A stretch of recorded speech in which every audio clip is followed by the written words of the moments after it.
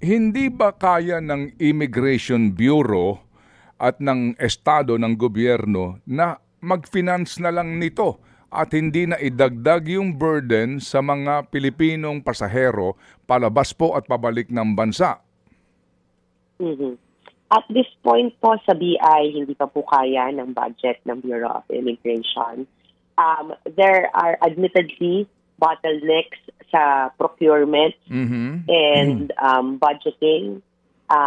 Kaya po yung transfer ng technologies, pansin po natin, medyo may kabagalan po doon sa pag-refresh ng technologies ng ating pong mga paliparan. And ito pong border security na to, kailangan laging bago ang technologies na to kasi hinahabol natin kung ano yung latest trends eh. So yun ang, kumbaga, plus factor, I guess, na masasabi natin ng PPP modality because it's the private entity will be providing fresh technologies every now and then. Opo. Kasi po naman, wala pong question sa agandahan ng adhikain ng proyekto. Walang question doon. No? Pangalawa, wala din pong question sa uri po ng teknolohiya na gagamitin daw dito at yung sinasabi nga na benepisyo ng pambansang seguridad. No? Wala akong question doon.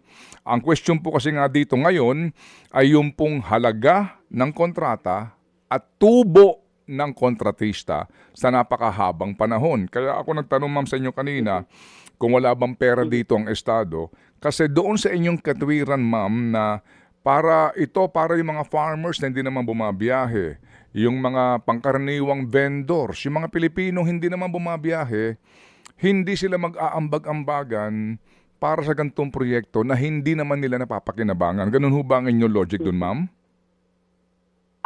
For the PPP, yes. Ganun po ang concept ng PPP na hindi na burden ng general public na hindi gagamit.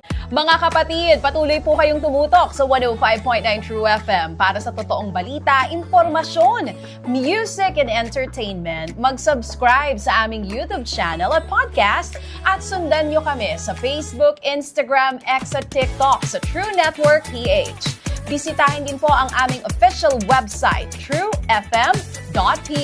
At panoorin din kami sa True TV Signal, Channel 19. Kami po ang 105.9 True FM. Laging true sa'yo, kapatid.